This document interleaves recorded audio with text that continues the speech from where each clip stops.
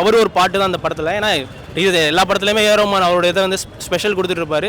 இந்த படத்தில் இது டோட்டலாக வேறு ஒரு டோன். இந்த மாதிரி டோனில் மேபி எனக்கு தெரிஞ்ச ஏ ரோமான் பெருசாக ஒர்க் பண்ணதில்லை. பட் இந்த இதுலேயும் அவர் இறங்கி ஒரு நாள் முடியும் அப்படிங்கிற மாதிரி இப்போ உள்ள எல்லா மியூசிக்காருக்கும் ஒரு சவால் கொடுக்குற மாதிரி தான் செம்மையாக பண்ணியிருக்காரு எல்லாமே.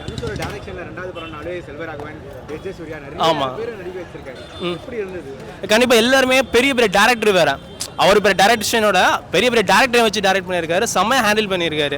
இதில் எஸ்.ஏ. சூர்யா வந்து நம்ம ரீசன் நிறைய படத்தில் பார்த்துருப்போம். ஆனால் இதில் வந்து அந்த ஒரு ஆக்ஷன் அந்த மூடு இல்லாமல் இது கொஞ்சம் வேறு மாதிரி ஹேண்டில் பண்ணியிருக்காரு அவர். எனக்கு வந்து இது ஃபஸ்ட் சில பேர் இதை ரிவ்யூ பார்க்கும்போது பழைய எஸ்.ஏ. சூர்யா பார்க்கல அப்படின்னு ஃபீல் பண்ணாங்க. பட் எனக்கு வந்து பர்சனலாக சொல்லலாம் அது கொஞ்சம் டிஃப்ரெண்ட்டாக இருந்துச்சு, நல்லா இருந்துச்சு ஒரு மாதிரி பார்க்க.